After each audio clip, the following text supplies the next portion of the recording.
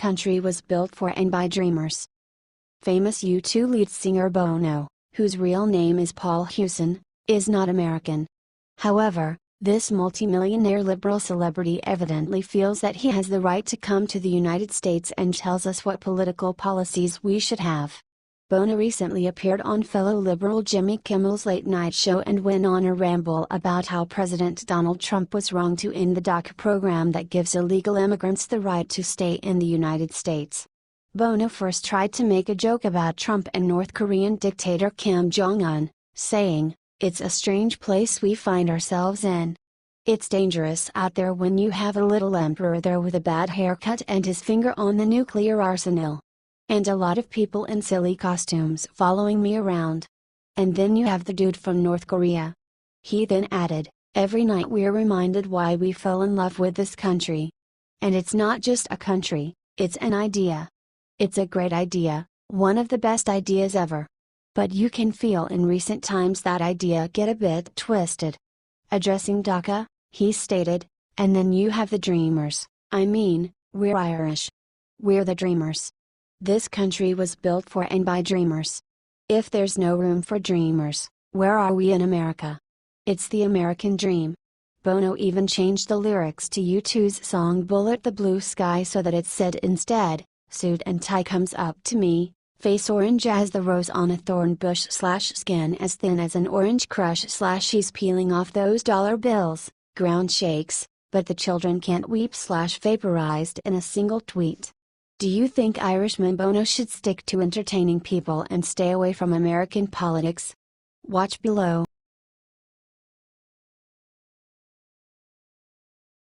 George Clooney in vulgar rant: "If Steve Bannon licks Maya then I will _ George Clooney just went on a very vulgar rant against Steve Bannon. Clooney called Bannon a failed F-King screenwriter, and said that if Bannon had stayed in Hollywood then Bannon would be licking my ass for Clooney's help.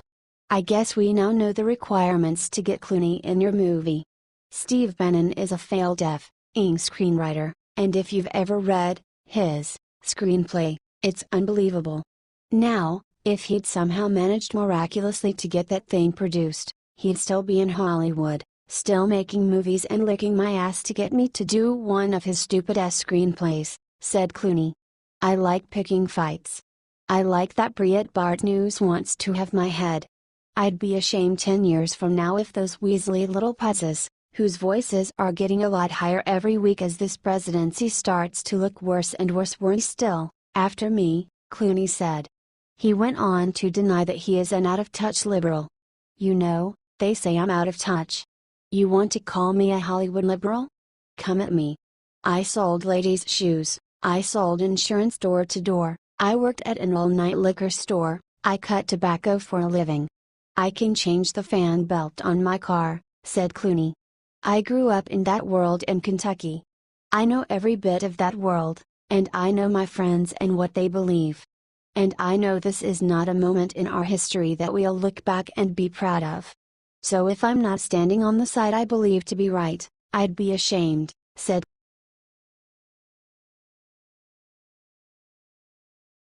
Karma. Liberals show their ugly side in response to Eric Bolling's son's death. Eric Bolling's 19-year-old son sadly died from a drug overdose.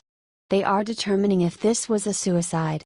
It happened immediately after Eric Bolling ended his contract with Fox News, and according to TMZ's report, Chase Bolling was facing emotional torture based on what was happening. Sources familiar with the death investigation tell TMZ, Eric Chase was destroyed by his dad's departure from Fox News Channel. Forced out because years ago Eric Sr. had texted pics of his genitalia. Sources connected with Eric Sr. tell us he actually made the decision to part ways earlier than he wanted because he knew his son was having trouble dealing with the publicity and the embarrassment, wrote TMZ. Many are blaming liberals for pushing this without much proof. Just as a way to destroy Fox News. Liberals have been adding insult to injury by attacking Eric Bolling for his son's death. It's incredible how disgusting people can be. Karma is your cheat on your wife and your son dies of drug overdose, wrote one user. Clearly sins of the father come to visit the son. The man was a dick pic sending creep. And karma just hit him twice. Good riddance, lol, wrote another. However, plenty of people were calling these disgusting people out. Majority of the liberals are so hate-filled and bitter that I fully expect them to eventually just self-destruct. Where's love trumps hate? Replied one.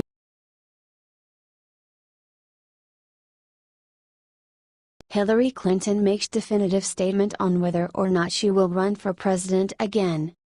Hillary Clinton had her first full interview since the election with CBS. During the interview she revealed definitively whether or not she will be running for president in 2020. Is your political career over?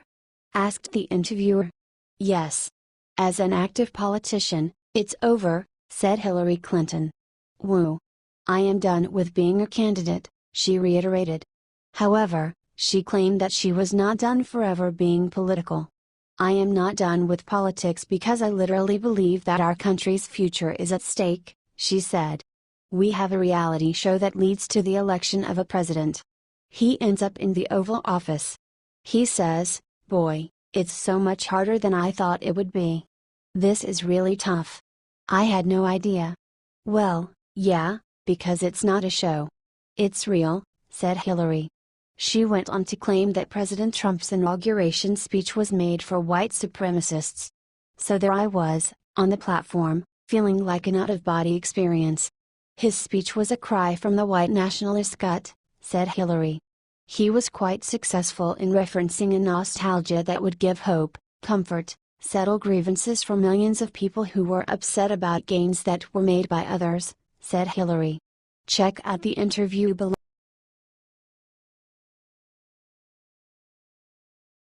Gowdy eviscerates fearful Democrats for trying to hide the truth about the dossier. Gowdy called out fearful Democrats and the mainstream media for trying to hide the truth about Trump's dossier. The dossier was a made-up pamphlet that went around that made tons of claims about President Trump, including that he hired prostitutes in Russia. The FBI then used this disproven pamphlet to push an investigation against President Trump. I don't know why anyone, from California Rep. Adam Schiff, to Vanity Fair, to Rachel Maddow, would not be curious whether or not the world's premier law enforcement agency relied upon a dossier in connection with an investigation without vetting it, said Gowdy. For the life of me I don't understand why they are focused on this, unless they are fearful that the Bureau did rely on a piece of fiction, said Gowdy. Some Democrats have alleged that Republicans are trying to unnecessarily discredit the dossier. I really don't know what in the hell they're talking about, responded Gowdy. The investigators on the Intelligence Committee have been trying for months to obtain documents about the dossier, but when you get no response, then you go from a polite request to a firm request to a legal request. And if they still don't comply with it, then we're well within our rights. I've done it before. You bring in a witness and say, okay, you're under oath. You need to explain to me why you don't think you need to share this. What am I missing? Said Gowdy. It is relevant to ask whether or not a law enforcement agency relied on this dossier, or any evidence, without vetting it, said Gowdy.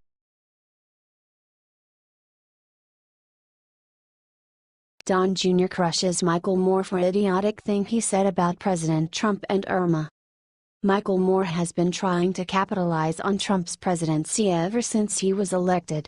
He's been making documentaries, TV appearances and even a Broadway show. It's like Trump's presidency is the best thing that has ever happened to him. Hating Trump sells.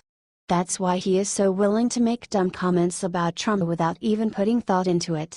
Has he opened up Mar-a-Lago as a shelter yet? Wrote Moore, criticizing Trump for not sheltering hurricane victims at Mar-a-Lago. Donald Trump Jr. responded with an obvious point. It's on an island on both the ocean and intercoastal and in a mandatory evacuation zone.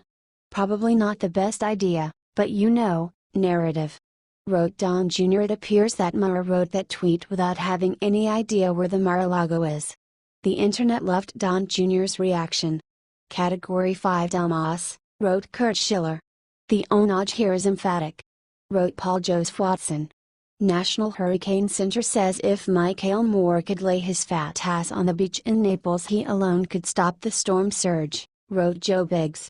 "Michael, why don't you go there and help all the people in need and stop worrying about what President Trump is doing?" wrote another user. Is Michael Moore an idiot?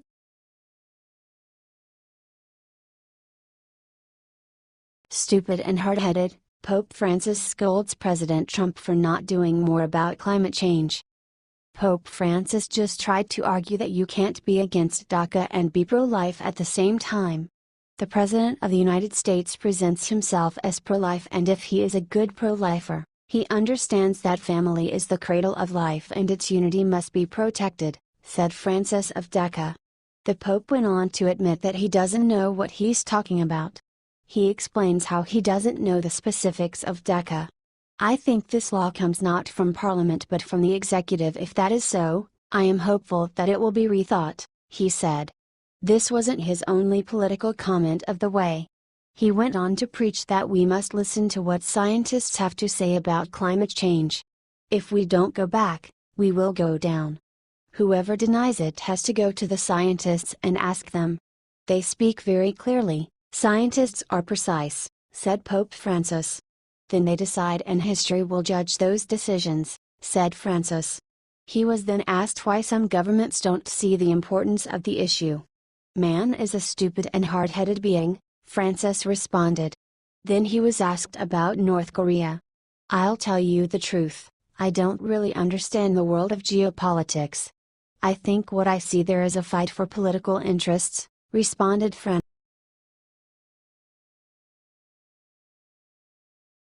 Watch Bannon brutally rips Hillary Clinton in the conveniently unaired portion of interview. In an interview with CBS's 60 Minutes, Steve Bannon talked about a lot. At one point he hit Hillary Clinton with a series of brutal insults. This part was conveniently left out of the broadcast. But you can still see the footage. Hillary Clinton's not very bright. Everybody says she's so smart, so much smarter than Donald Trump. She doesn't really have a grasp. She doesn't have a grasp on what's important and what's not, and that's what's essential in a leader, said Bannon. Donald Trump has a grasp on what's important and what's marginalia, okay, said Bannon. The interviewer then changed the topic to people thinking he is a white nationalist. Bannon said he is not an ethno-nationalist, he is an economic nationalist. Economic nationalism is what this country was built on. The American system. We look after our own. We look after our citizen, we look after our manufacturing base. And guess what? This country's going to be greater, more united, more powerful than it's ever been. This is not astrophysics. And by the way, that's every nationality, every race, every religion, every sexual preference, said Bannon. As long as you're an American citizen, you're part of this populist economic nationalist movement, said Bannon. Check out the video.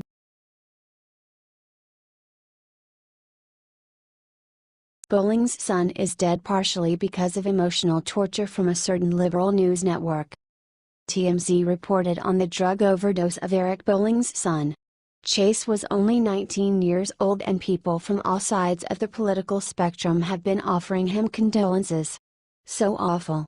My heart goes out to Eric and his family, wrote Don Lemon. Join me in prayers for my friend Eric Bolling, his wife Adrienne, and the soul of their beloved son Chase. May God's love sustain them, wrote Bob Beckel. It is currently being determined if this was an accidental overdose, or a suicide. TMZ suggested that some of the blame lays with the liberal news outlet the Huffington Post, for launching the vile accusations against Eric Bolling. Eric Chase Bolling, Jr. died in bed after suffering emotional torture, wrote TMZ. 12:40 p.m. PT, well-placed FNC sources tell TMZ. Eric Chase died from a drug overdose.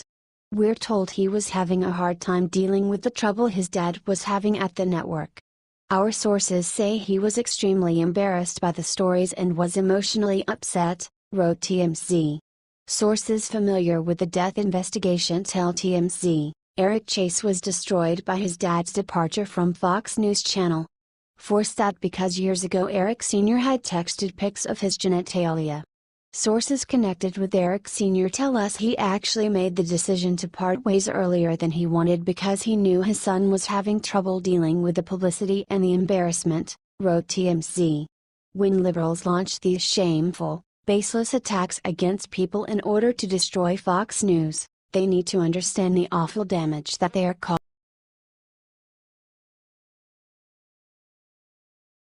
MSNBC hosts throw Hissy fit that there's not enough climate change talk about Irma. Americans in Florida and other southern states are dealing with the devastation brought on by powerful Hurricane Irma. Instead of focusing on the victims of the storm and figuring out how they could best help them, hosts on liberal network MSNBC instead focus their attention on complaining that people aren't talking enough about climate change.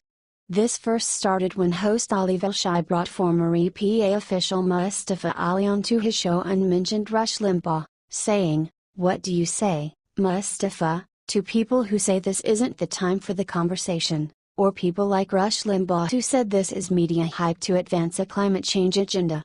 Then Velshi spoke to another guest, liberal billionaire Tom Steyer, who ranted about fossil fuel companies. Of course they don't want to talk about climate change right now because they're the people who have enabled the additional problems to happen. He added, "We're not just looking at Hurricane Harvey, Hurricane Irma, Hurricane Jose, we're also looking at record wildfires across the West. So, to me, this is like a drunk driver after an accident telling me, let's not talk about drinking and driving." Then MSNBC host brought on the network's meteorologist Bill Cairns. But instead of talking about weather, he went on a tirade about climate change, stating, "It would seem to me that one of the things that's been a bit absent from the conversation the past few days, climate change. It's hard to believe that all of this can be purely coincidental. I don't want to put you on the spot as I put you on the spot."